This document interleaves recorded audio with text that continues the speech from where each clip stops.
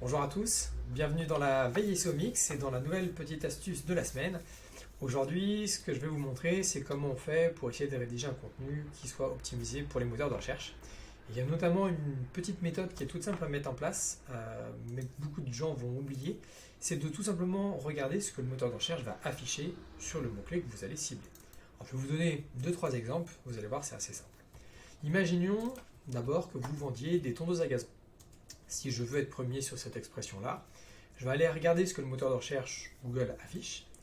Et si vous prenez le temps de regarder chacun des résultats qui s'affichent ici, la plupart d'entre eux sont des listings de produits, des catégories de produits e-commerce. Vous avez un ou deux tutoriels dedans. Mais ça veut dire que globalement, Google, sur cette expression, ce qu'il attend, c'est un listing de produits, puisqu'il estime que c'est ça l'intention de recherche. Je vous donne un deuxième exemple, cette fois-ci, sur l'expression faire sa vidange. Et cette fois-ci, on va regarder plutôt la typologie de résultats enrichis qui peuvent s'afficher.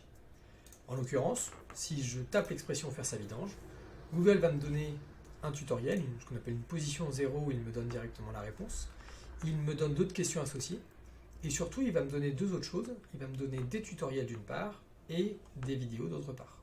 Ce qui veut dire que moi, si je veux faire un article qui soit pertinent, je vais le faire plutôt en mode tutoriel, en donnant une réponse assez rapidement avec une liste à puces, et je vais en même temps rajouter une vidéo, ce qui va venir étoffer mon contenu et donc théoriquement améliorer sa pertinence.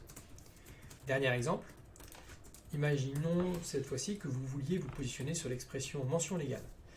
Si vous regardez, avant même d'aller plus loin dans les résultats naturels, juste en dessous vous avez ce qu'on appelle des filtres de recherche, ce qui permettent de préciser en fait votre besoin. Et en fait, ces filtres-là vont me donner des idées, soit pour compléter mon contenu, soit pour créer des contenus associés. On retrouve par exemple le terme générateur, obligatoire, exemple PDF, ou encore association ou facture. Autant de termes que je vais pouvoir réutiliser dans mon contenu ou pour créer d'autres contenus associés que je vais pouvoir lier les uns aux autres. Et donc c'est ça le but de cette astuce qui est très simple au final. Regardez ce que Google affiche sur l'expression que vous voulez cibler. Je vous dis à très bientôt pour une autre astuce de la veille SEOmix.